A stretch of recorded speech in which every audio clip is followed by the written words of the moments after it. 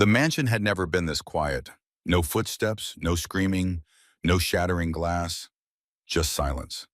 Vincent stepped out inside, hand instinctively reaching for the gun at his hip. The air felt wrong, too still, too peaceful. In his world, silence meant danger. No children ran to the door. No one was fighting. No guards rushed to report the chaos. He dropped his coat and called out, "Lucas, Emma, Noah, nothing." Room by room he searched, his footsteps echoing through marble halls. The kitchen empty, the playroom untouched. His pulse quickened. Where were they? His mind raced through every enemy, every threat, every man who wanted him dead. He drew his weapon and moved toward the last door. He kicked it open, ready to kill, and froze. There they were, kneeling. Three small heads bowed down, hands folded in prayer. And beside them, Lily, the maid he barely remembered hiring, was leading his children in prayer. Lucas whispered, "Thank you, God, for keeping Dad safe today." Emma added, "Please help Noah talk again." And Noah, the boy who hadn't spoken a single word in 4 years, opened his mouth and said, "And thank you for sending Lily to us." Vincent's gun slipped from his fingers and clattered to the floor. No one flinched. They just kept praying. And in that moment, in the softest room of the house, Vincent Castellano, the most feared mafia boss in New York, the man who had ordered deaths without blinking, felt something crack open in his chest. For 4 years he hadn't cried. Not when they buried his wife, not when he burned down the empire of the men who killed her, but standing in that doorway, watching his children speak to a God he had abandoned long ago, the tears came and none of them saw him fall apart. Before we continue, hit that subscribe button and turn on notifications so you never miss a story. Drop a like if you believe love can heal even the darkest hearts. And tell me in the comments, where in the world are you watching from tonight? Vincent backed away from the doorway until his spine met the hallway's icy wall. His legs seemed to lose all their strength. He slid down and sat hard on the marble floor. Both hands clutching his head, tears were still falling, and he couldn't stop them. Quick, urgent footsteps rang out from the stairwell. Marco, his head bodyguard, charged in with a gun already drawn. He'd heard metal hit the floor and assumed something bad had happened. But when Marco saw the scene in front of him, he froze. His boss, the man the entire New York underworld feared, was sitting on the floor and crying. Marco had followed Vincent for more than years. He'd watched Vincent kill without a tremor in his hand. He'd seen Vincent stand before his wife's coffin with a face as cold as ice. But never, not once, had he seen Vincent cry. Vincent lifted his head, bloodshot eyes meeting Marco's stunned stare. He made only one gesture, a single motion of his hand. "Go." Marco hesitated for a second, then quietly backed away. There are moments when even the most loyal man has to know when to disappear. Vincent stood and moved like a sleepwalker down the tunnel-like corridor. He stopped in front of a door at the far end of the second floor. This door hadn't been open for 4 years, Kate's bathroom. He pushed it open and stepped inside, and the familiar scent crashed over him like a punch to the chest. Her perfume still lingered somewhere in the air, even though the bottle had been empty for a long time. The towels were still folded neatly the way she used to do it. The mirror still held a faint lipstick mark in the corner, where she'd used to press a kiss just to tease him every morning. Vincent stood before the mirror and stared at his own reflection. A stranger stared back, hollowed eyes, a face carved by hardship, and a gaze that had been dead for a long time. Kate's voice rose inside his head, as if she were standing right behind him. "Light, Vincent, let the light in." Those were the last words she'd spoken before her eyes closed in his hands. He hadn't understood then. He still didn't understand now. But tonight, after seeing his children kneel in prayer beside a woman he didn't know, after hearing Noah speak for the first time after 4 years of silence, he began to wonder, what have I become? And what have I missed? The next morning, the clock had just struck 6 when Vincent came down to the kitchen. This was the first time in 4 years he'd appeared downstairs in the morning. Normally, he'd be gone while it was still dark and wouldn't return until the children were asleep. Lily was standing at the stove, turning pancakes in the pan. She turned at the sound of footsteps and flinched. "Mr. Castellano, I didn't know you were back." Vincent looked at her for a long moment. It was the first time he'd truly seen her in daylight. Gaunt brown hair tied neatly at the nape of her neck, and eyes carrying a sorrow so deep he couldn't put a name to it. "What's your name?" Lily Brennan, sir." Vincent pulled out a chair and sat at the breakfast table. "I'm staying for breakfast." Lily stood there like stone for a few seconds before she nodded and turned back to her work. 15 minutes later, small footsteps sounded on the stairs. Lucas appeared first with Emma and Noah behind him. All three children stopped dead in the kitchen doorway when they saw their father sitting at the table. Lucas was the first to speak, his voice thick with suspicion. "Dad, you're not leaving." Vincent looked at his son and tried to keep his voice even.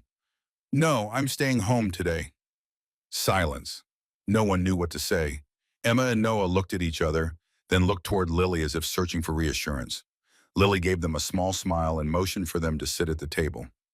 Breakfast passed in awkward quiet. The clink of knife and fork against plates sounded out of place. Vincent sat there, not knowing how to begin a conversation with his own children. But he watched.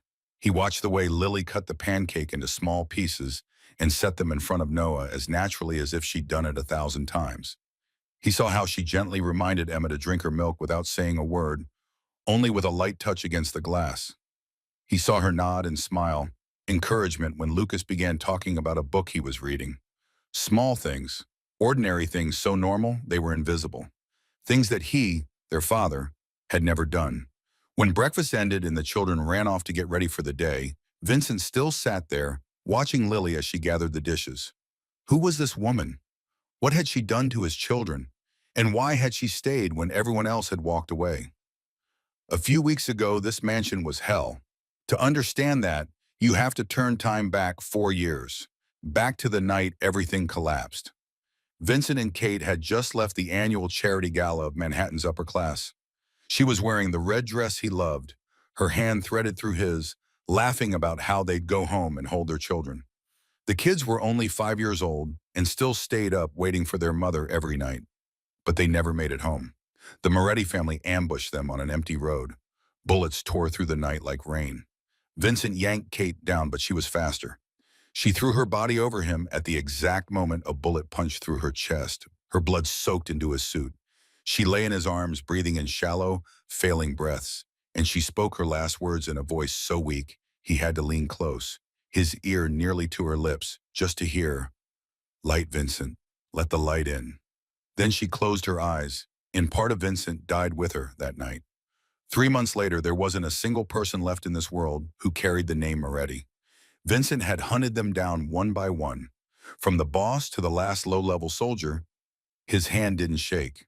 He didn't regret it. He was only a machine programmed to destroy.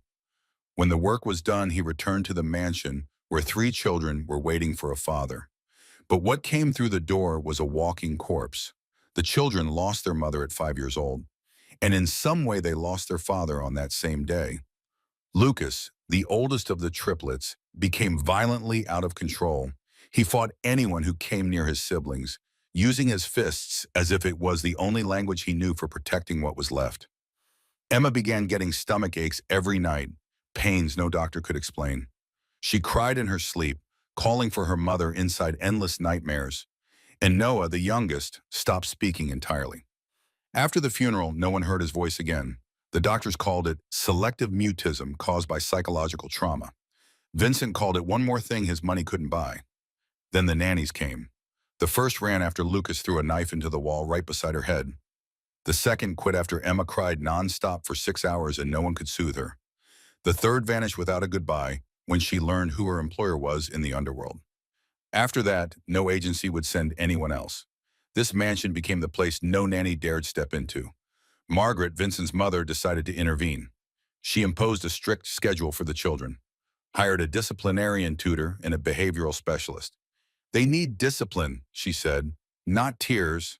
But discipline doesn't mend a shattered heart." Everything only got worse. Then came the night that almost changed everything in the worst possible way. 2 o'clock in the morning, a guard found Lucas sitting on the roof. The 9-year-old boy sat on the highest edge, legs swinging out over open air, staring up at the night sky. Marco was the first to climb up. His heart nearly stopped when he saw the child perched there like that. "Lucas, come down, kid." Lucas turned, his eyes red and swollen from crying. "I want to go higher. Uncle Marco, Mom's in heaven. I want to see Mom." Marco had to sit on that roof for an hour talking about anything, promising everything before he could bring the boy down safely. After that, he called Vincent, who was in Las Vegas for a deal. He told him what had happened in a trembling voice. Vincent listened in silence. Then he said only one sentence: hire more guards. He didn't come home. He didn't ask after him. Not a single word for a son who had nearly jumped off a roof to meet his mother. After that night, the agency sent a cleaning company instead of a nanny. They had no one left to send, and the house still needed to be cleaned. Lily was a last-minute replacement. She walked into the mansion with an old handbag, a battered notebook, and the eyes of someone who'd seen too much suffering in this world. A long scar along her arm glinted under the lights as she signed the paperwork. Vincent watched her through the security cameras for exactly 3 seconds. A thin woman, ordinary, nothing special. He turned to Marco and said with detached indifference, "Let her clean. Let's see how long she lasts."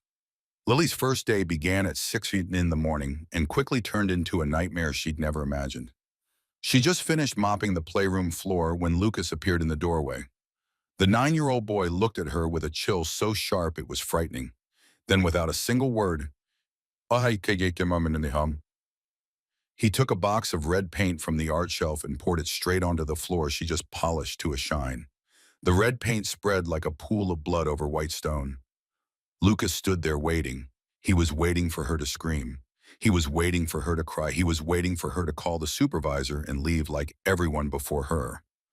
But Lily did nothing. She only stared at the puddle of paint for a moment, then quietly went to get a bucket and a rag. Not a single complaint, not a single sigh. She knelt down and began wiping it up from the beginning. Meanwhile, Emma was hiding inside the wardrobe in the corner of the room. Every time Lily came close, the little girl shrieked as if someone were attacking her. Lily stopped, stepped back, and didn't try to approach again. And Noah, the quietest one, sat curled up in the far corner and watched her without blinking for hours. There was no emotion in that gaze, no curiosity, only the frightening emptiness of a child who'd lost too much. Lily had just finished cleaning the spill when Lucas appeared again with another box of paint. This time it was blue. He poured it onto the exact spot she just cleaned, his eyes daring her to react. Lily stood, went to get more water, and knelt down to clean it again from the beginning. Not a word. Lucas disappeared and returned a third time with a box of yellow paint. He dumped it onto the floor, splattering paint onto Lily's shoes. This time she stopped. Lucas set himself to run, certain this was the moment she'd explode. But instead, Lily set the rag down and sat right in the middle of the paint. She sat there beside Lucas on a floor smeared with every color like a mad painting. She said nothing. She didn't look at him with anger or disappointment. She only sat there. Lucas froze, not understanding what was happening. Every adult he'd met had reacted the same way when he did this. They yelled, they cried, they left. But this woman did nothing at all. 1 minute passed, then 2. The silence thickened until it was hard to breathe. Lucas felt the rage in his chest boil up, out of control. Why isn't she reacting? Why won't she give him a reason to hate her the way he'd hated everyone else? He grabbed the remaining paint and threw it straight at Lily. Red paint exploded across her shirt, her face, into her hair. Lily looked down at the white blouse, now blotched red like blood. Then she lifted her eyes to Lucas. There was no anger in them, no tears, only a calm so strange it didn't seem real. "You can throw more. I'm still here." Lucas stood as if rooted to the floor. He didn't understand. He couldn't understand. His mother had left and never come back. His father left every day and never stayed. Every nanny left when he pushed them away. So why wouldn't this woman leave?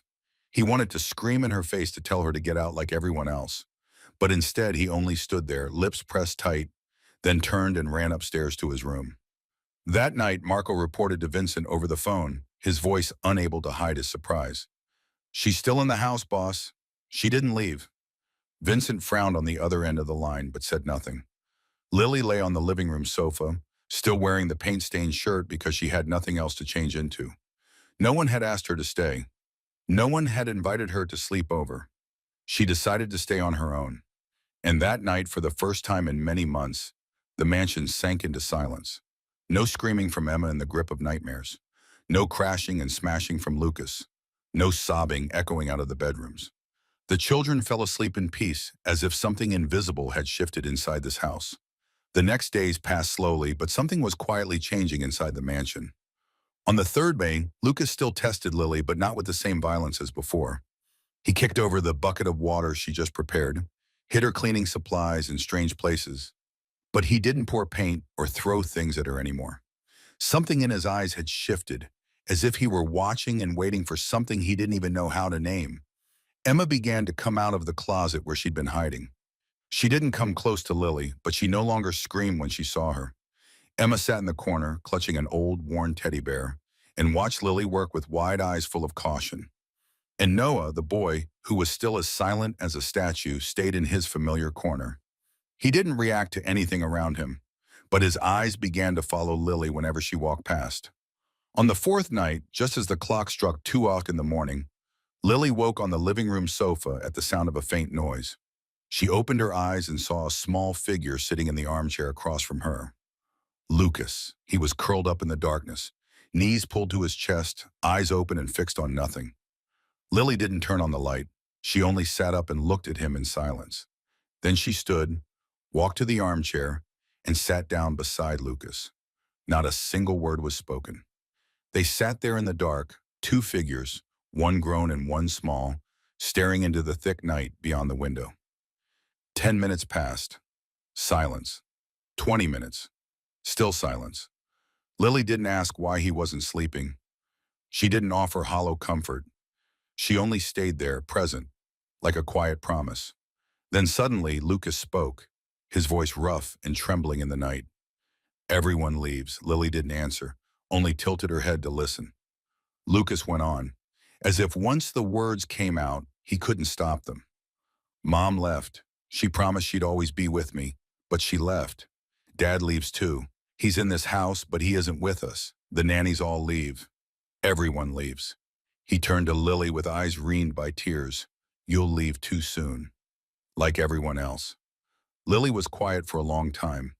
Then she lifted her hand and gently rubbed the long scar along her arm. The scar Lucas had seen many times but never asked about. "Someone once said the same thing to me," she said, her voice light as breath. "My sister. She promised she'd never leave me." Lucas looked at her, and for the first time, curiosity flickered in the darkness of his eyes. "Then what?" Lily kept stroking the scar, her gaze going far away, as if she were seeing old images rise again from the past. "She kept her promise to the very last day. She never left me. She stayed until she couldn't stay anymore." Lily turned to look at Lucas, and in the dark he could see her eyes shining. "And now I'll keep my promise to you. You can push me away. You can scream in my face. You can tell me to get out. You can throw anything you want at me." She paused, and the next three words came out like an oath. "But I'm staying here." Lucas said nothing. He didn't respond. He didn't promise to be better or apologize for what he'd done. He only sat there, and for the first time since his mother left, he didn't chase anyone away. After a while, his eyelids began to droop. His small, exhausted body slowly tipped to the side until his head rested against the chair. He fell asleep like that, still curled in on himself, still small, still carrying a wound far too large for his age. Lily stood, took the thin blanket from the sofa, and gently laid it over him. She stood there watching him sleep for a long time, then went back to her place and kept watch over him until morning. The next morning, when Lily began mopping the playroom floor, Lucas walked past. He looked at her, looked at the floor, and kept going without doing anything at all.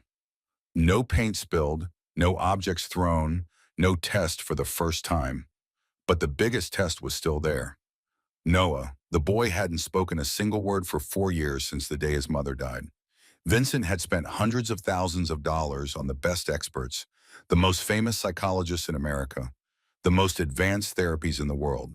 They came, they observed. They shook their heads and wrote cold phrases into the file. Phrases like selective mutism due to psychological trauma.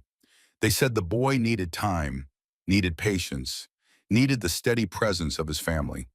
But Vincent only paid. He never went to the appointments with his son. He never sat down beside Noah and waited. He only signed checks and disappeared into his work. leaving his little boy alone inside a world of silence. Lily wasn't a doctor. She didn't have a degree in psychology or a therapy certificate. She was only a cleaner with calloused hands and a heart that had been broken once before. But she understood silence. She understood pain that couldn't be spoken. And she knew that sometimes what someone needs isn't to be questioned or soothed, but to be allowed to be quiet without being lonely. On the first day, Lily came and sat beside Noah in his familiar corner of the room. She didn't say anything, didn't ask questions, didn't try to make him open his mouth. She only sat there, far enough away not to invade his space, but close enough that he'd know she was here. Noah didn't react. He looked away as if she didn't exist. On the second day, Lily came again and sat beside him for exactly 1 hour. Still silence, still no demands. Noah still didn't look at her. On the third day, the fourth, the fifth, everything repeated exactly the same. Lily came, sat down, stayed for 1 hour, then stood and went back to her cleaning. She didn't show disappointment when he didn't react. She didn't try to change her strategy. She only stayed patient and present day after day. On the sixth day, something was different. When Lily sat down, Noah didn't look away like he always did. The boy slowly turned his head and looked at her. He didn't speak, but he didn't turn away either. Lily didn't overreact.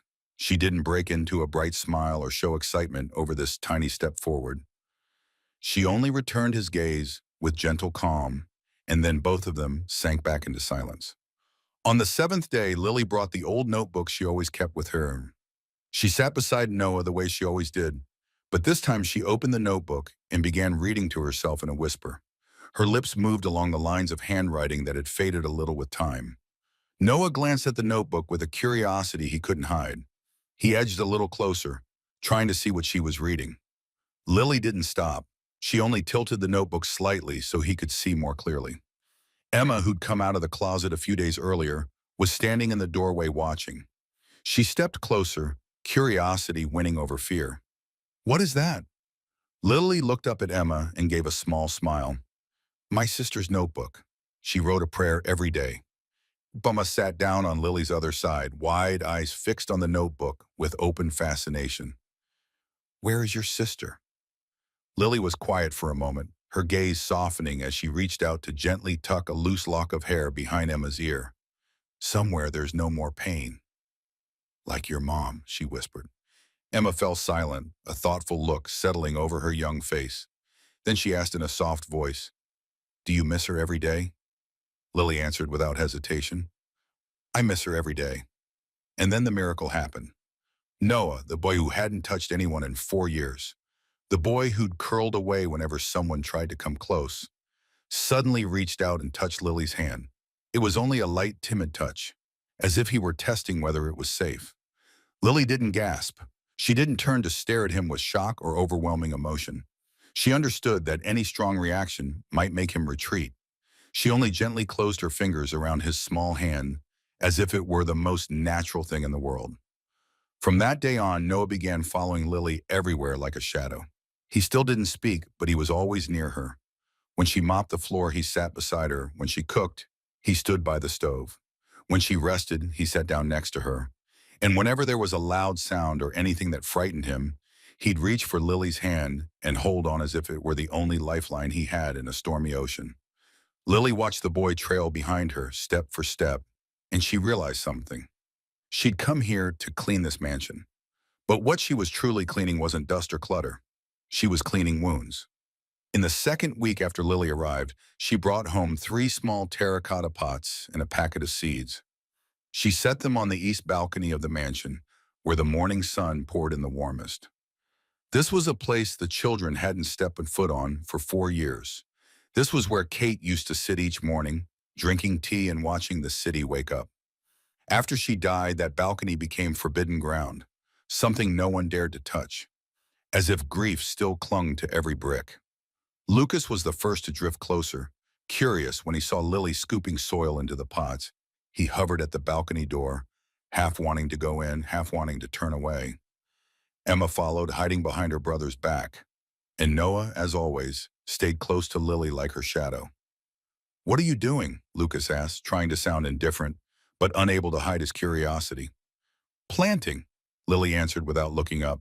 One pot for each of you. The three children looked at one another, not understanding. Lily kept working, filling the pots, dropping in seeds, then watering them lightly. When she finished, she sat on the balcony step and waved them closer. You know, she said, her voice gentle, as if she were telling a fairy tale. Plants need time to grow. They need water. They need light. And they need patience. She looked at each child one by one, her gaze soft, just like us. Sometimes we think we can't grow. We think we'll hurt and be sad forever. But if someone stays and takes care of us, roots will hold to the soil and the plant will rise. Emma sat down beside Lily, her eyes bright with interest. Which pot is mine? Lily pointed to the pot with daisy seeds. This one is Emma's. Daisies. Very beautiful, but they need careful tending. She turned to Lucas. And this one is Lucas's mint. Strong and hard to kill. Even if it gets trampled, it still grows back. Lucas didn't speak, but he stared at his pot with an unreadable expression. Finally, Lily pointed to the last pot and looked at Noah. And this one is Noah's sunflower, a plant that always turns toward the light, no matter how much darkness closes in. Noah looked at the pot, then at Lily, and his small hand tightened around hers a little more. From that day on, a new habit formed inside the mansion. Every morning, before anything else, the three children went out to the balcony to care for their pots. Lucas inspected every leaf, searching for bugs or anything unusual with the seriousness of a guard on duty. Emma measured the level of soil in her pot every day, waiting for the moment something would break through. And Noah, the boy, simply sat there and looked at his pot, but he never missed a day. In an office half a world away, Vincent watched the security cameras as he did every night. He went still when he saw the image of his three children standing on the east balcony, Kate's balcony, the place they hadn't stepped onto for 4 years. For the first time in 4 years, they were back and they were smiling. He watched Lily standing behind them, observing the children with a gentle smile on her lips. He didn't understand. He couldn't understand how a few small pots of soil could do what hundreds of thousands of dollars and the best experts couldn't. 2 weeks later, on an ordinary morning, Emma's scream rang through the mansion. It sprouted. It sprouted. She bounced around the balcony, pointing at the fresh green shoot, pushing up through the soil in Noah's sunflower pot. Lucas ran over to look, and though he tried to stay calm, the corner of his mouth lifted. But what made Lily raise a hand to cover her mouth to hold back a sob was Noah.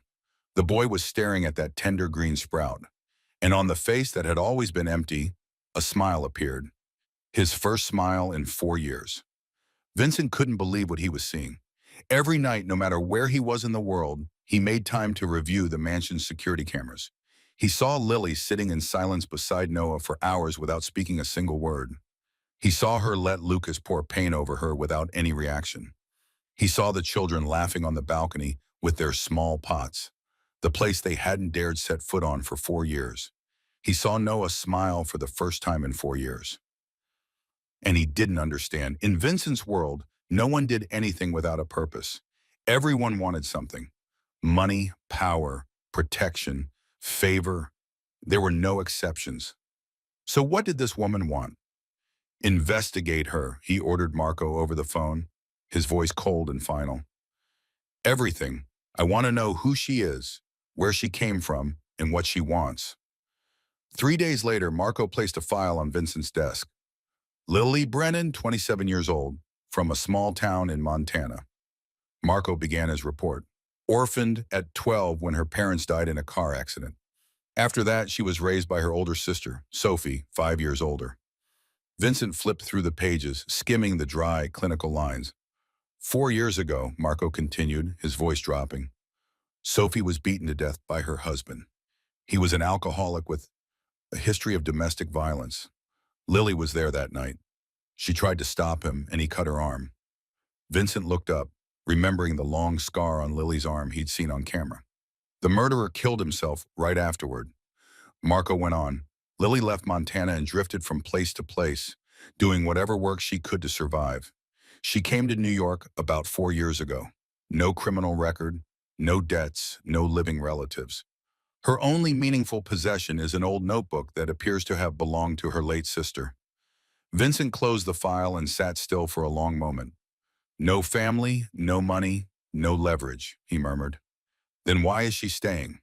Marco stayed silent as if weighing whether he should speak. Finally he did, his voice different from usual. Boss, maybe she just wants to help. Vincent looked at Marco with a sharp, icy stare. No one does anything without a purpose. Marco didn't back down. Maybe her purpose is to stay. Some people need a place to come home to, boss. Not everyone wants money or power. Some people only want to belong somewhere.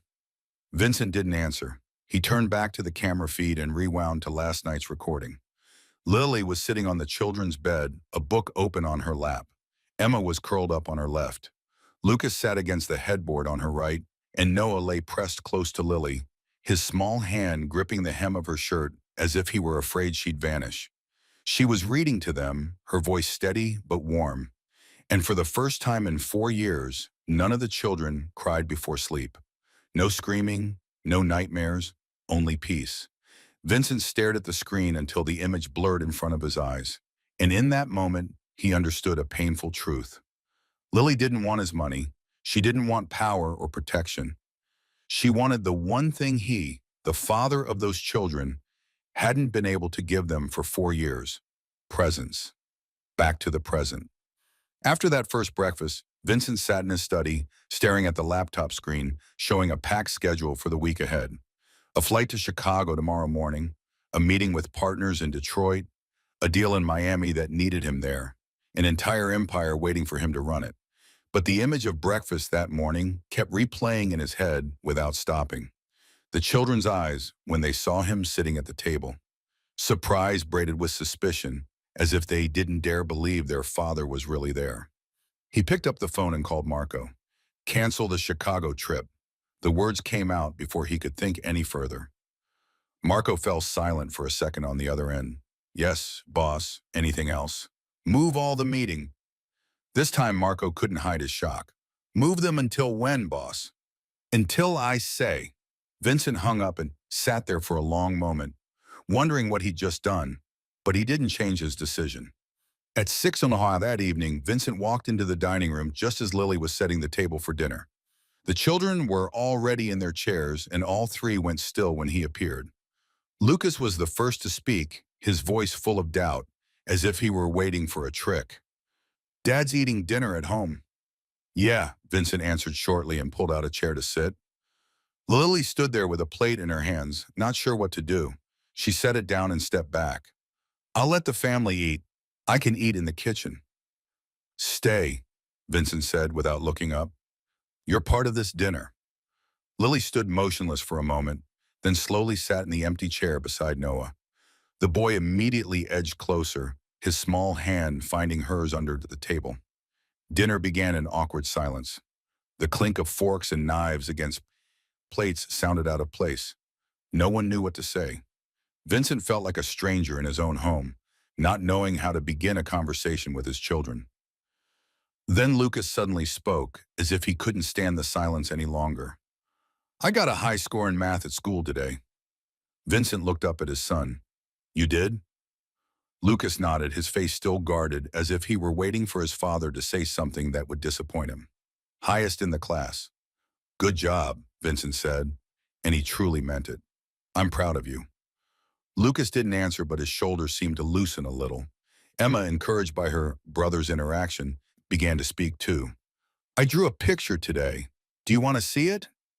I do. Emma hopped down from her chair and ran to get the drawing. When she came back and handed it to Vincent, he looked at the paper and felt his chest tighten. The drawing showed 4 people standing close together and a 5th person standing a little farther away. Who's that? He asked, pointing to the 5th figure. That's Dad, Emma answered innocently. Dad's far away because Dad is gone a lot, but Dad's still in the picture. Vincent couldn't speak. He only stared at the drawing for a long time, then folded it carefully and slipped it into his jacket pocket. I'm keeping it. Emma beamed and climbed back into her chair. Noah didn't say anything all through dinner, but he sat beside Lily instead of hiding in the corner like he used to. That alone was a huge change, and Vincent listened. For the first time in 4 years, he truly listened to his children talk.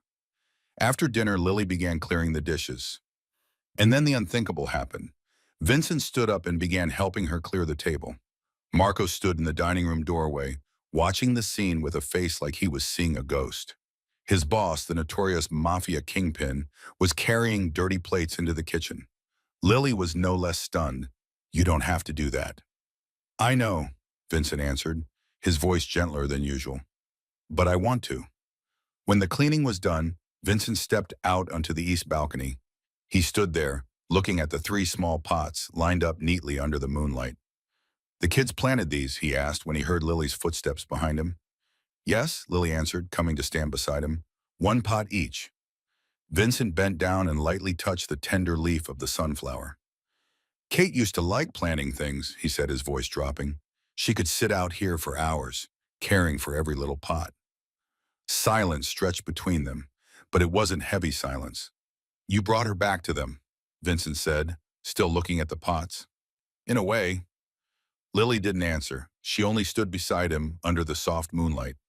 That night, Vincent didn't go into his study like he usually did. He sat on the living room sofa, watching the children play in front of him. Lucas was teaching Emma to play chess. Noah sat beside Lily, his hands still gripping the hem of her shirt, but his eyes glittered as he watched his brother and sister. And for the first time in 4 years, Vincent didn't want to run. 3 hours in the morning, a scream ripped through the mansion's quiet night. "Mom, don't go. Blood. There's blood everywhere." Lucas's voice rang out in panic from his bedroom. Vincent shot up out of bed at once, the instincts of a man too familiar with danger moving him before he could even think. He charged into the hallway and ran for the children's rooms. The moment he reached the door, Lily came running from the opposite direction. They collided in the doorway, but neither of them stopped to apologize. Both of them rushed into the room where Lucas was sitting up in bed, eyes squeezed shut, arms flailing through the air as if he were trying to push something invisible away. Mom, don't go! Blood! Why is there so much blood?" he screamed, tears streaming down his face, his eyes still shut in the grip of the nightmare. Emma and Noah had woken to their brother's shouting.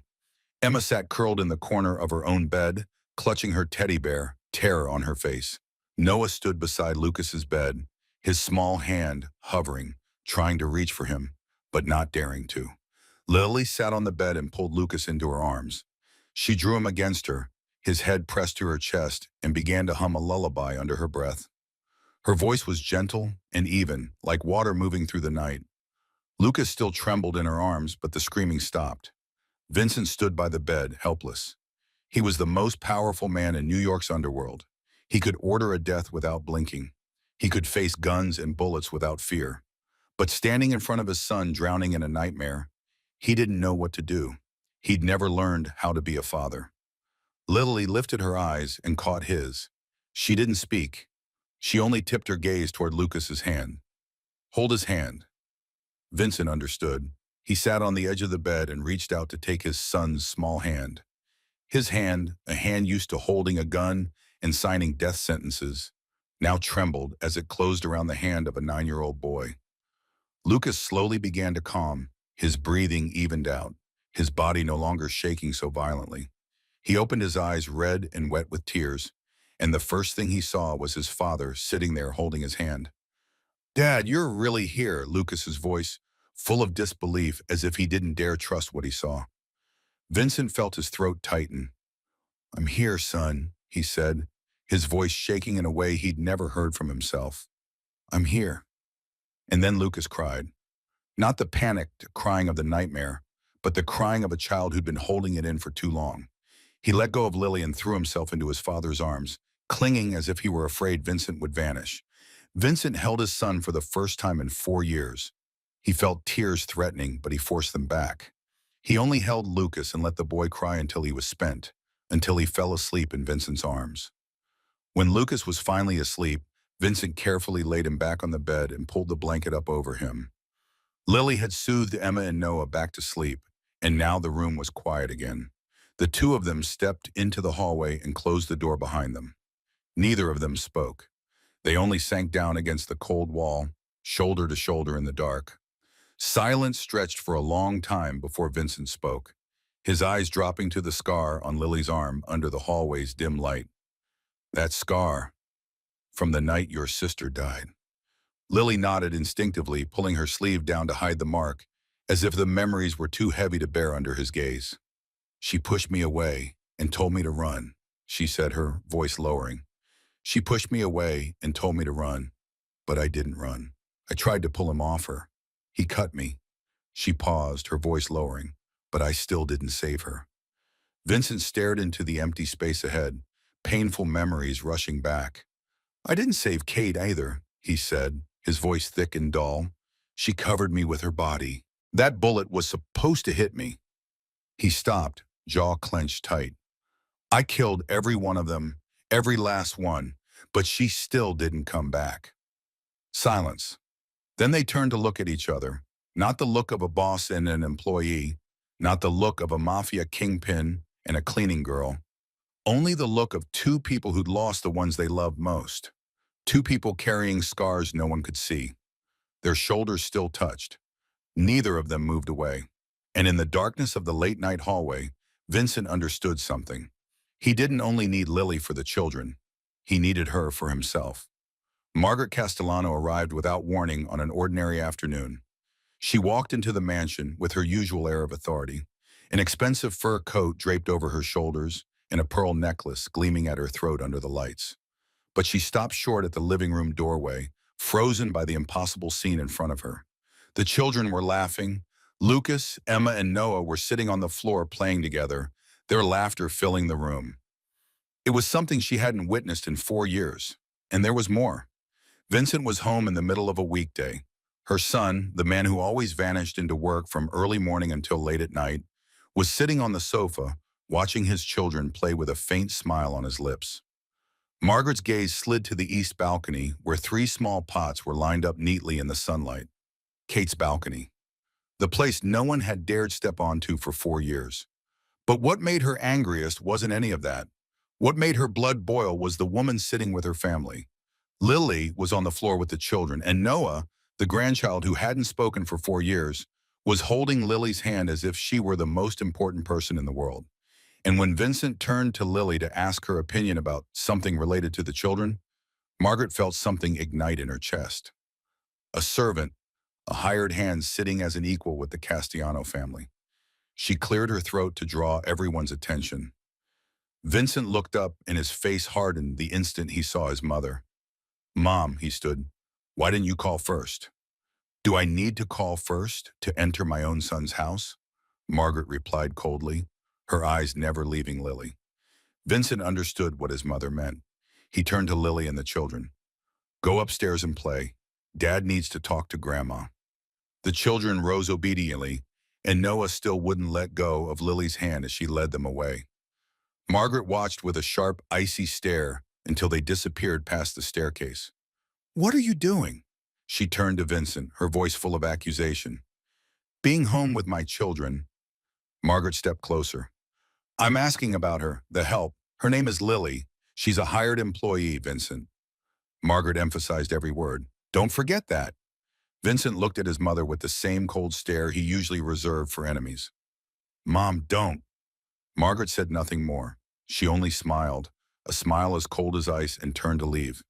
But in her mind, a plan was already forming. The next day, Lily received a call from the butler at the old Castellano estate where Margaret lived. "Mrs. Castellano wants to see you for a talk." Lily was wary, but she still went. She didn't want to cause more trouble for Vincent. Margaret's mansion was even more grand than Vincent's. Priceless paintings hung on the walls. Antiques were arranged everywhere, and everything in the place broadcast the same clear message of wealth and power. Lily was led into the sitting room where Margaret sat in a red velvet armchair like a queen on her throne. "Sit down, Lily," Margaret said in a voice so sweet it felt suspicious. "I want to thank you." Lily sat in the chair across from her, back straight, her whole body taut as a wire. "You've helped my grandchildren a great deal," Margaret continued, setting a cup of tea in front of Lily. "I've seen the change in them, and I'm grateful for it." Lily didn't touch the tea. She waited. She knew this wasn't everything the woman wanted to say, and she was right. Margaret opened the drawer of the table and took out a check. She placed it on the table directly in front of Lily. $100,000. "This is my thanks," Margaret said, her voice still sweet. "And it's also goodbye." Lily looked at the check, then up at Margaret. I don't understand. You do, Margaret replied, the smile vanishing from her mouth.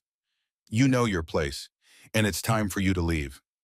Lily sat even straighter, forcing her voice to stay calm. I'm not here for money.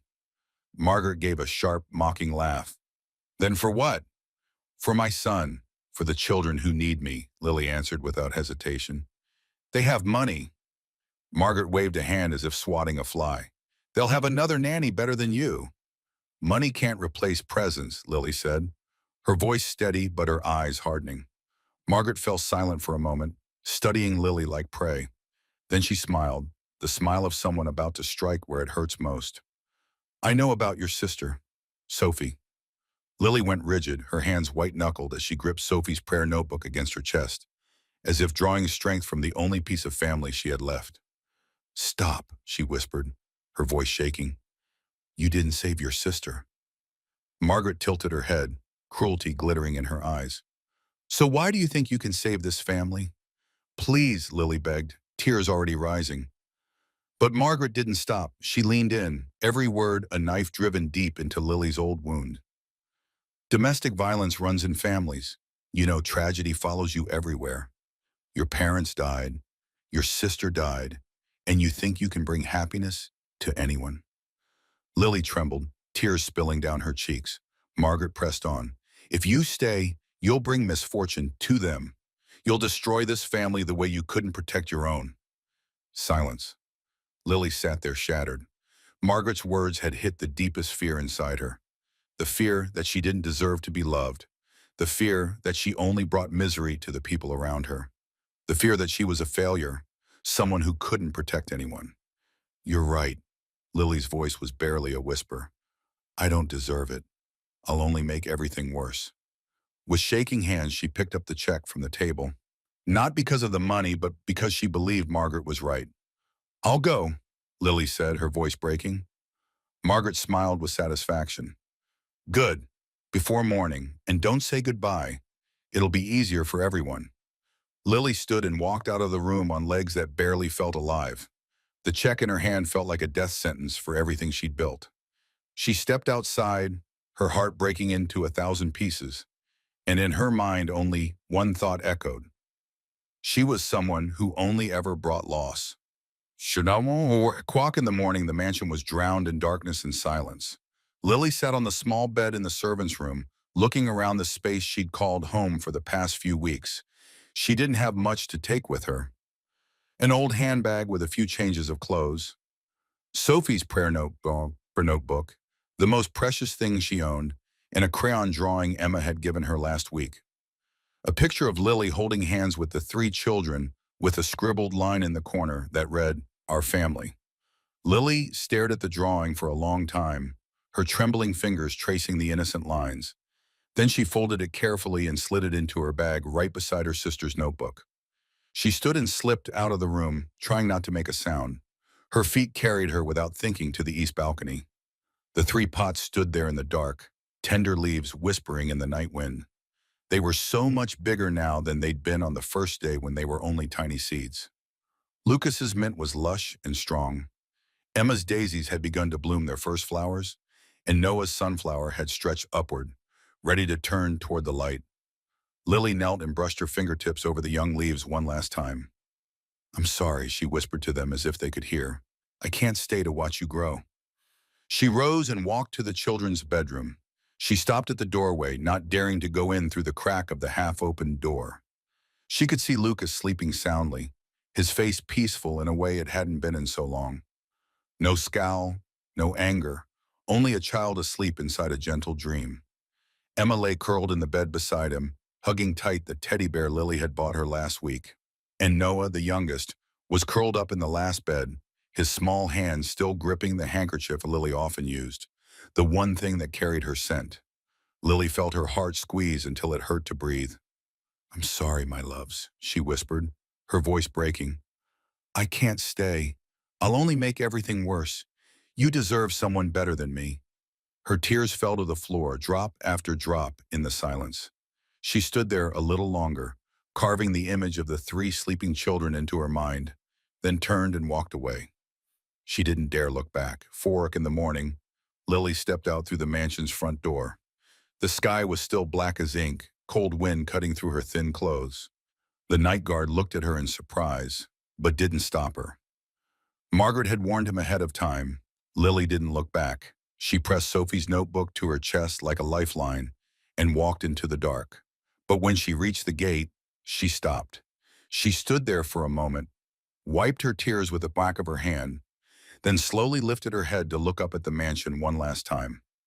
The windows dark, the 3 pots on the balcony, the house where she'd found a family, even if only for a brief, fragile time. Then she turned her back and disappeared into the night. The security cameras recorded everything. The image of a thin woman with a small bag standing at the gate and wiping tears from her face. The image of her looking up at the mansion with pain in her eyes. The image of her walking away and never coming back. And the mansion returned to what it had been. Cold, empty, as if light had never existed here at all. The next morning, Emma was the first to wake up, like she always was. She hopped out of bed and ran to find Lily, eager to brag that she'd slept all night without a nightmare. But when Emma pushed open Lily's door, she froze. The room was empty. The bed was neatly made. The old handbag was gone from the chair. The notebook was gone from the table. Nothing was left. "Lily?" Emma's voice rang out, trembling and panicked. "Where are you?" Lucas and Noah heard their sister scream and ran out at once. Lucas got there first, looked into the empty room, and his face drained of color. "Where's Lily?" he asked, trying to sound calm, but the fear broke through anyway. The 3 children started searching the entire mansion. The kitchen? Nothing. The living room? Nothing. The laundry room? Nothing. They ran to the east balcony where the 3 pots still stood in the morning sun. But Lily wasn't there. She wasn't anywhere in this house. "She promised," Lucas shouted, his voice tearing through the morning air. "She promised she'd stay." He slammed his bare fist into the wall. Once, twice, 3 times, blood began to bead from scraped knuckles. But he didn't stop. He kept hitting, kept shouting as if physical pain could drown out the pain, ripping his heart apart. Emma collapsed onto the floor, crying so hard she couldn't control herself. She cried until she started to vomit, her small body shaking with stress and grief. "Why?" she screamed through sobs. "Why does everyone leave? Mom left, Dad left, now Lily left too. Why? Why?" But the most frightening was Noah. The boy stood silent in the middle of the room, eyes staring into nothing with a terrifying emptiness. It was the look the house hadn't seen in weeks, not since Lily arrived. Slowly, Noah backed into the corner, the place where he'd sat for 4 years. He sank down, wrapped his arms around a pillow, and didn't say a word. Not a single word. As if all the progress of the past weeks had never existed, as if he'd never spoken at all. Vincent got home at that moment. He'd been out since early morning handling business. And when he stepped through the door, he stopped short at a scene that looked like a battlefield. Lucas, with blood on his hands, still breathing hard from punching the wall. Emma on the floor in tears, her clothes smeared with vomit. Noah curled in the corner, eyes hollow like a walking corpse. "What happened here?" Vincent asked, his voice sharp but laced with worry. Marco stepped up beside him, face tight. "Lily quit, boss. She left at 4 in the morning." Vincent turned on Marco with an unbelieving stare. "Who allowed her to leave?" "No one, boss," Marco answered, shaking his head. "She left on her own. The guard said Mrs. Castellano told him ahead of time not to stop her." Vincent felt his blood boil. He strode into his study and pulled up the security cameras. He rewound the footage from last night and watched it frame by frame. He saw Lily sitting in her room, folding clothes into her bag with shaking hands and eyes red from crying. He saw her pause at the children's door, whispering something the camera couldn't capture without sound. He saw her at the gate, wiping tears, looking up at the mansion one last time before disappearing into the dark. This wasn't a woman who wanted to leave. This was a woman forced to leave. Vincent grabbed his phone and called Margaret. She picked up on the second ring. "What did you do?" he asked, his voice cold as ice. Margaret answered calmly. "What needed to be done?" Vincent snarled. "What did you do to her?" "I gave her money to disappear," Margaret said, her voice unshaken. $100,000. And I told her the truth about herself, that she brings misfortune everywhere she goes, that she couldn't save her sister, that she'll destroy this family the way she couldn't protect her own. She believed it, and she left. Vincent felt like someone had punched him in the chest. You used the worst pain of her life to drive her away, he asked, his voice trembling with rage. Silence on the other end. Kate was right, Vincent said, each word coming out like a blade. You never understood what love is. He ended the call without waiting for Margaret to answer. He walked back into the living room and looked at his 3 children, falling apart in front of him. Lucas still slumped against the wall, hands bloody, eyes red. Emma had stopped sobbing, but she was still shaking. Noah was still curled in the corner, silent as stone. Marco, get the car ready, Vincent said, his voice decisive. Where to, boss? Montana, Vincent said. I'm bringing her back. Lucas lifted his head, eyes red as he looked at his father. I'm coming with you, he said, hoarse but determined. Emma sprang up at once. Me too. And Noah, though he didn't say a single word, stood up from the corner and stepped to stand beside his brother and sister. Vincent looked at his 3 children, and for the first time in his life, he didn't go alone. The black SUV rolled out of the mansion near noon. Inside the vehicle, there were only 4 people. Vincent was behind the wheel. Lucas in the passenger seat with his hands still wrapped in bandages. Emma and Noah in the back. No bodyguards. No Marco. When Marco offered to come along, Vincent refused. Boss, let me come with you, Marco said, worry written across his face. No, Vincent answered short and firm. This time, I'll do it myself. It was the first time in 4 years Vincent was alone with his children without anyone else around them. No security, no staff, no one he could hide behind. Only him and 3 children shattered by the loss of the person they loved. The first hours passed in heavy silence. Lucas sat in the front seat, eyes turned toward the window without truly seeing anything. His bandaged hand rested on his thigh, tightening now and then when pain flared. Emma dozed in the back, her eyes swollen from crying too much. And Noah, the boy, clutched the pillow Lily often used, eyes open, but fixed on nothing in particular. He'd slipped back into the silence he'd been in before, and it hurt Vincent more than anything. They stopped at the first gas station in Pennsylvania. Vincent filled the tank and went into the convenience store to buy food and water for everyone. When he came back to the pier, Lucas was standing outside waiting for him. Do you know the way, Dad? He asked, his voice rough. Vincent studied his son for a long moment. Not sure, he admitted. Then how are you going? Lucas pressed, red-rimmed eyes looking straight into his father's. Vincent set a hand on his son's shoulder. Because there are things more important than knowing the way. Son, Lucas said nothing else, but he gave a small nod before climbing back into the car. Halfway through the drive, as the scenery shifted from tall buildings to wide-open fields, Emma began to speak. Her voice was soft, as if she were talking more to herself than to anyone else. Lily taught me how to breathe when I'm scared, she said. Lily said, when I feel afraid, I should breathe in deep and count to 5, then breathe out really slowly. She said, fear is like a cloud. It'll drift away if I'm patient. Lily also said, when I'm sad, I should pray. Emma went on, eyes on the window. She said, praying isn't asking God to give you everything. It's so your heart can feel peaceful. And Lily said, each person is like a seed. Lucas suddenly joined in, his voice lower than usual. We need time to grow. We need someone to care for us. We need light. Lucas suddenly joined in, his voice lower than usual. Lily never yelled at me, he said. The first day I spilled paint everywhere. I thought she'd scream like everyone else, but she just sat down and cleaned it up. I spilled more. She still cleaned it. He stopped, swallowing hard. I threw the whole paint box at her. She just looked at me and said she'd still be here. I thought she was crazy, but she wasn't crazy. She was just patient. Vincent listened in silence, hands gripping the wheel. He hadn't known any of this. He hadn't been there to watch Lily rebuild his children's broken hearts, step by step. Late at night, they stopped at a gas station in Wyoming. The kids were asleep in the back, exhausted by a long, emotional day. Vincent went into the restroom and stood in front of the mirror, staring at his own reflection. The man in the mirror wasn't the most powerful mafia boss in New York, not the man who'd once ordered death without blinking. He was only a father with dark circles under his eyes, trying to save his family. When Vincent returned to the car, he saw Noah was awake. The boy sat in the dark, eyes wide, watching him. Vincent opened the door and slid into the driver's seat, turning to look at his son. And then something unexpected happened. Noah, the boy who hadn't reached for anyone in 4 years except Lily, slowly lifted his hand and took his father's hand.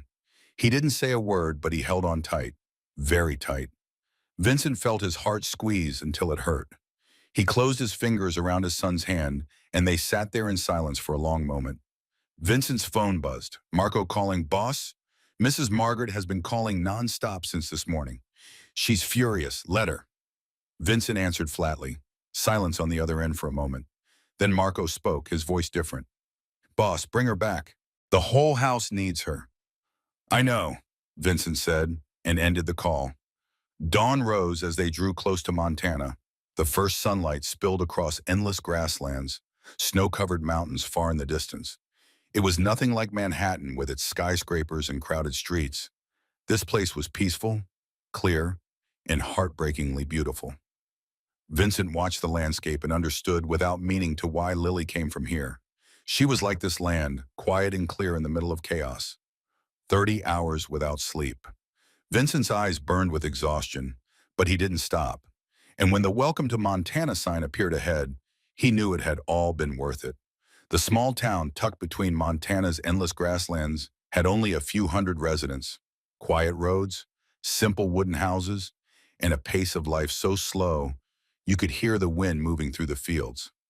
Vincent stopped the SUV in front of a small grocery store, the only place that looked open at this hour. He went inside and found an elderly woman with silver hair sitting behind the counter, kind eyes studying him with calm curiosity. "I'm looking for someone," Vincent said, trying to keep his voice steady even as his heart hammered. "Lily Brennan," the girl with the scar on her arm. The woman watched him for a long time as if measuring what sort of man he was. "Who are you?" she asked unhurried. "Someone who needs to find her," Vincent said. The woman stayed quiet a moment longer, then gave a slow nod. "She's at the church," she said. "She always goes there when she's hurting." Vincent thanked her and returned to the car. The church sat at the end of the town's main road, a modest building with white-painted wooden walls and a simple bell tower reaching into the sky.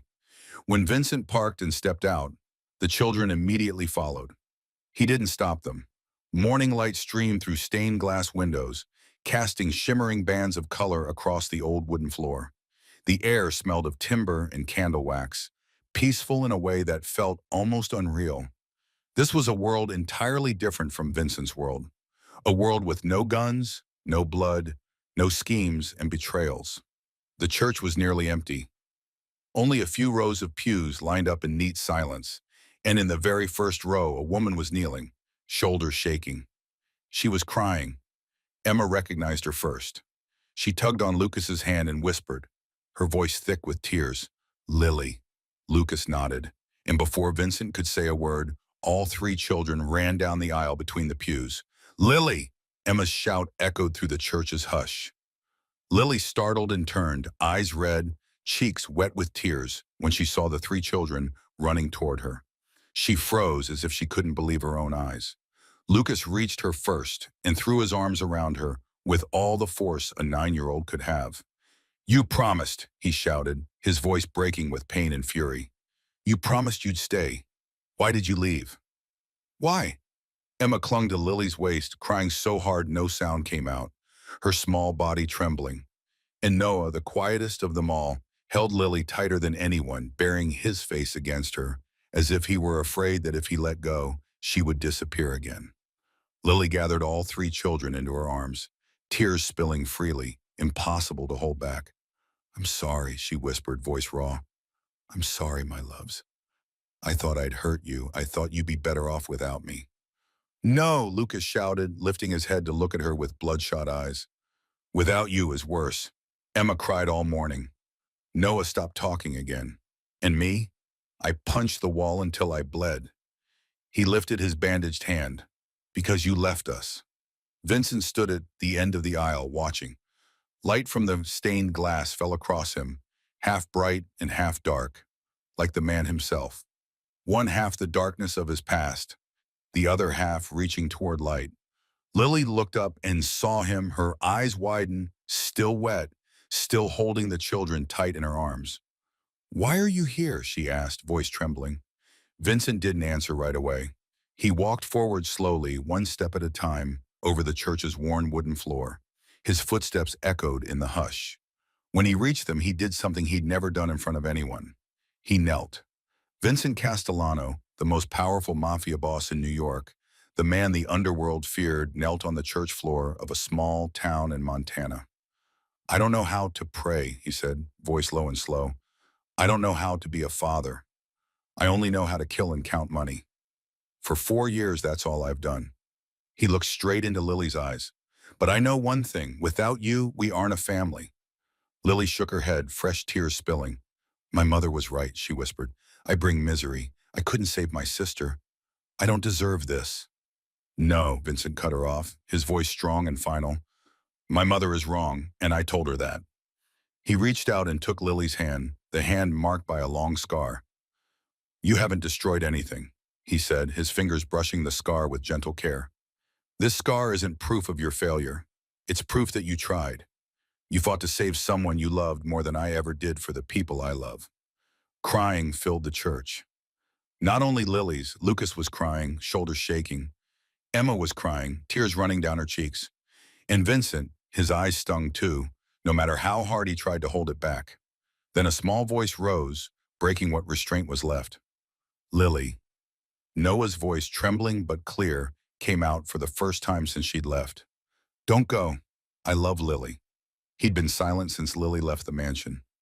He'd fallen back into the mute stillness of 4 years before, but now he spoke again because of her.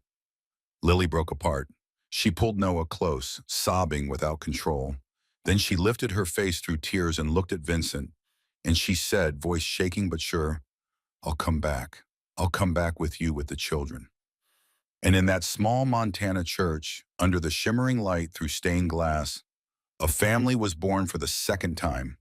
The sound of a car stopping outside the church shattered the sacred moment. A door opened, and the click of heels rang out on the gravel path. The children turned, and they immediately drew in close around Lily when they recognized who was walking in. Lucas stepped in front of her, his eyes sharp with protective fury. "Don't come closer," he shouted, voice thick with anger. But the woman who walked through the church doors wasn't the proud, cold Margaret Castellano they remembered. She looked nothing like herself. Her hair, usually styled to perfection, was frayed and tangled. Her eyes were red-rimmed, as if she'd been crying for hours. Her face looked exhausted, as if it had aged decades overnight. She'd driven through the night, chasing them from New York all the way to Montana.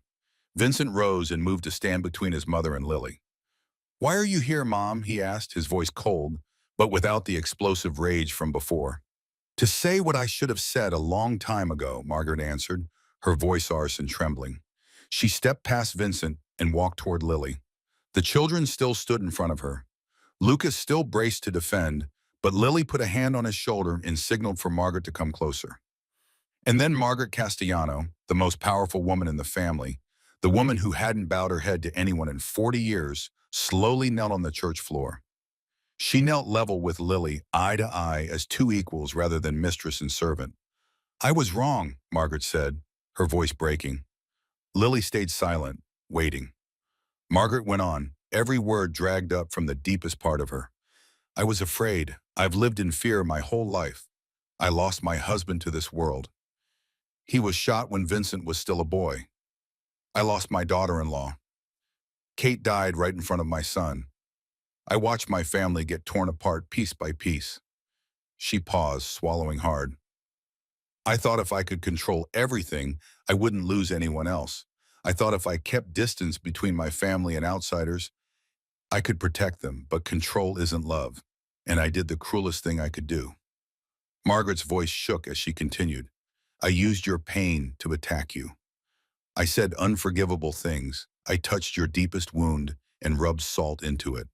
She looked straight into Lily's eyes. "I didn't come here to ask you to forgive me. I don't deserve forgiveness. I came to tell you the truth. The truth is you don't bring misfortune. You bring what this family has been missing for 4 years. Noah spoke because of you. Lucas calmed because of you. My son came back to life because of you. And I nearly destroyed it all. Tears began to slide down Margaret's face, something no one had ever seen. The powerful matriarch, the Iron Woman, was crying in front of a cleaning girl in a small Montana church. "I'm sorry," she whispered, voice strangled. "I'm sorry." Silence stretched through the church. Lily looked at the woman kneeling in front of her, the woman who'd spoken the cruelest words Lily had ever heard, the woman who'd made her believe she didn't deserve love. And Lily saw that beneath the arrogance and coldness, there was only a mother, a grandmother terrified of losing the people she loved. "I understand fear," Lily finally said, her voice gentle. "I've lived in fear my whole life too, and I know it's much easier to say cruel things when you're afraid than it is to say words of love." She paused. "I won't forget what you said. Those words will stay with me forever. But I choose not to let them define me, and I choose to forgive you." Margaret stared at Lily in disbelief, tears still running down her cheeks. Then something unexpected happened. Lucas, the boy who'd been yelling at her just minutes earlier, slowly stepped toward her. He looked at her for a long moment, his eyes still red but no longer angry. Then he hugged her. "Please don't send Lily away again," he whispered. Margaret held her grandson tight, sobbing. "I promise. I promise." Emma and Noah came close too, and Margaret gathered all three grandchildren into her arms. Vincent stood there watching his mother show tenderness fully for the first time in his life. And Lily sat among them, tears sliding quietly down her cheeks as she watched the scene in that small Montana church under the gentle light through stained glass. 3 generations of the Castellano family knelt together. No empire, no power, no control, no calculation. Only a family learning how to love one another, one step at a time, one day at a time. 6 months later, they returned to New York, but everything was completely different. Vincent stepped back from the underworld bit by bit, handing most of the responsibility to Marco. The mansion no longer had guards posted at every corner, no longer had security cameras watching every inch of the place. And most important of all, there were no guns in the house anymore. Vincent changed in ways even he hadn't expected. He came home in time for dinner every day, not a minute late. He started learning to cook, even though he'd burned 5 pans and nearly set the kitchen on fire once. But he didn't quit. Every night he sat on the bed and read to the children, his reading so bad that all 3 of them laughed until they couldn't breathe. But they still begged him to read every night. He even learned to pray with Lily, even though at first he admitted he didn't know what to say to God. And Lily only smiled and told him to just tell the truth. The children changed day by day too. Lucas joined the school soccer team. He fought much less and poured all his energy into sports. Emma drew every day and no longer woke up in the middle of the night from nightmares. And Noah, the boy, spoke more than he used to. He was still the quietest of the 3, but now he could say the 3 most important words to his father. "I love you." The east balcony had transformed into a small, vibrant sanctuary. Lucas took pride in the lush green growth of his mint, while Emma's daisies bloomed brightly under the label she had carefully decorated. Standing tall among them was Noah's sunflower, now nearly as tall as the boy himself, placed right beside a new 4th pot he had messily labeled for Lily. Lily wasn't the help anymore. She lived in the mansion as part of the family, eating at the table with them every meal, teaching everyone to pray before dinner. Sophie's prayer notebook now sat with honor on the living room bookshelf beside the family photos. Margaret changed too. She visited more often, but she didn't come to control or command. She only sat and played with her grandchildren, listened to their stories, and learned to ask instead of demand. Sometimes she even turned to Lily for advice about caring for the children, and she truly listened to the answer. Late one night after the children were asleep, Vincent and Lily sat side by side on the balcony, looking out at the city, glittering with distant lights. "I don't deserve you," Vincent said, voice low and slow. Lily turned to him and gave a small smile. "No one deserves anyone. We just choose to stay with each other. You chose to stay with us," Vincent said, eyes still on the distance. "And you chose to come back," Lily answered. Silence held between them, but it was warm now, not heavy the way it used to be.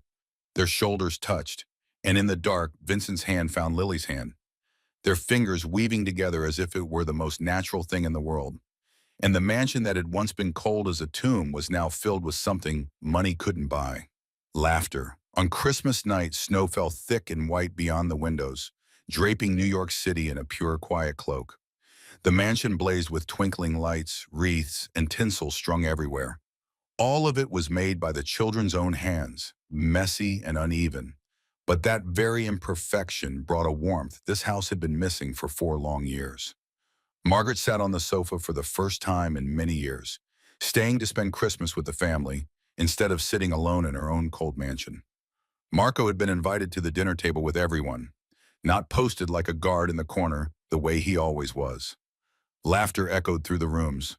Christmas music spilled from an old speaker, and the smell of burnt cookies drifted out of the kitchen where Vincent was trying to bake his third batch. These were things that hadn't existed in this mansion for 4 years. After dinner, the family gathered around the tall Christmas tree standing in the center of the living room. Vincent rose and cleared his throat, his face tight with a kind of tension that felt unfamiliar. The children looked at one another and giggled, as if they knew something Lily didn't. Lily glanced around confused. "What is it?" she asked. Vincent didn't answer right away. He reached into his jacket pocket and pulled out something.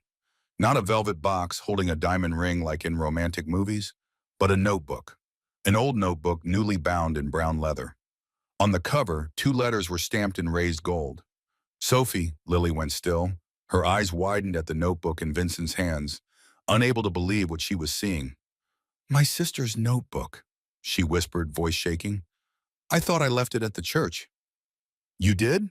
Vincent nodded. "I went back for it." "Why?" Lily asked, tears already beginning to rise. Vincent stepped closer and placed the notebook into her hands.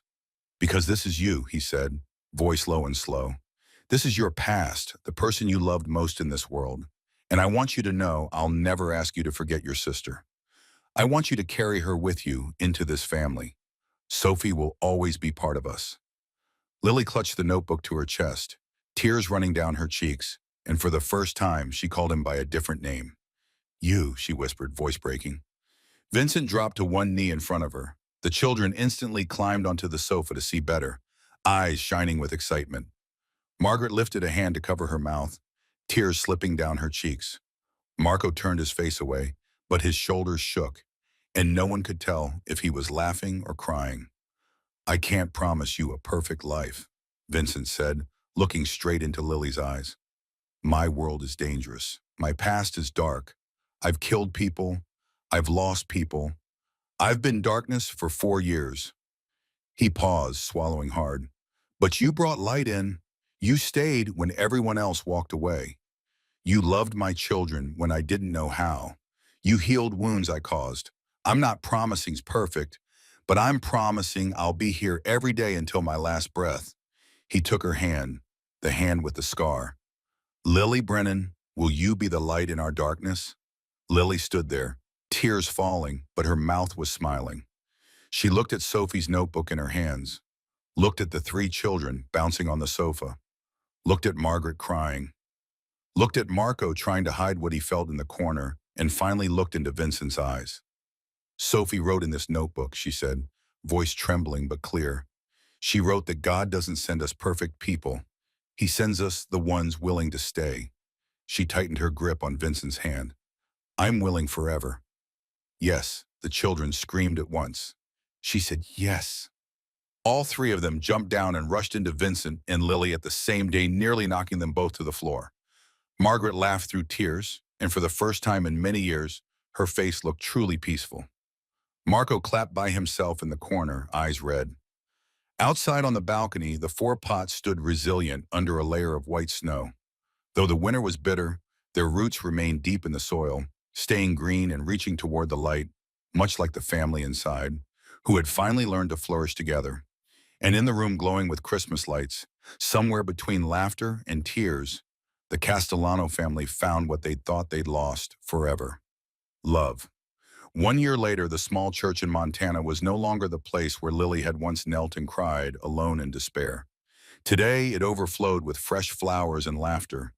Late summer sunlight poured through the stained glass, casting shimmering ribbons of color across the old wooden floor, the very place where a family had found one another again, and now would officially become one. There were no guests from the underworld, no business partners, no powerful men Vincent once kept company with. There was only the elderly woman from the grocery store who had pointed them here that day. Father Thomas, who would lead the ceremony, and a handful of people from this small town. Marco stood beside Vincent as his best man, wearing something for the first time in his life that wasn't the familiar black suit. Lucas carried a velvet pillow with the wedding rings, his face solemn as if this were the most important assignment of his life. Emma scattered flower petals along the aisle, laughing without stopping, her white dress flaring like a little blossom. And Noah, the boy who'd been silent for 4 years, was now guiding Margaret into the church. Hand in hand, Margaret today wore no pearl necklace, no perfect diamond earrings. She wore only a simple dress, a smile on her lips, and tears on her cheeks. She sat in the front pew and cried from beginning to end, but they were tears of happiness. When Vincent spoke his vows, his voice was low and steady. Kate once told me to let the light in. It took me 4 years to understand what she meant. Light doesn't come from money or power. Light is a woman sitting on a floor covered in paint, saying, "I'm still here today. I promise I'll stay the way you stayed with us." Lily answered, her voice trembling, but full of love. Sophie wrote in her notebook that staying is the strongest form of love. "I'm not perfect. I carry scars and fear, but I'll stay for you, for the children, until the day this heart stops beating." When Father Thomas declared them husband and wife, the children shouted from the front pew, "Kiss her! Kiss her!" Vincent laughed, his first real laugh in many years. Then he leaned down and kissed Lily. The whole church erupted in applause. After the ceremony, the children ran across Montana's endless grasslands, playing beneath the late summer sun. Vincent stood beside Lily, hand in hand, watching them. "For the first time in my life, I don't want to run," he said. Lily smiled and rested her head on his shoulder. "Because now you have a place to come home to." And in Montana's late summer light, somewhere between the darkness of the past and the hope of the future, the Castellano family found what they thought they'd lost forever. Not perfection, but presence. This isn't the end. This is the beginning. The end. This story leaves us with a deep lesson about the value of presence in life. Sometimes what someone needs isn't money or material things, but simply having someone beside them, patient, waiting, and never walking away. Love isn't grand promises. It's small actions every day. It's choosing to stay when things get hard. Family isn't built by blood or wealth, but by connection and understanding. If this story touched your heart, please subscribe to our channel, hit like, and share the video so we can spread meaningful stories to more people. We'd truly love to hear your thoughts. What does this story make you think about in your real life? Have you ever met someone who chose to stay with you in your hardest moments? Please share in the comments below. We'd love to read the stories from deep within your hearts. Thank you for watching all the way to the end. We wish everyone watching good health, a joyful life, and peaceful days ahead. Goodbye, and we'll see you in the next Ebon Stories.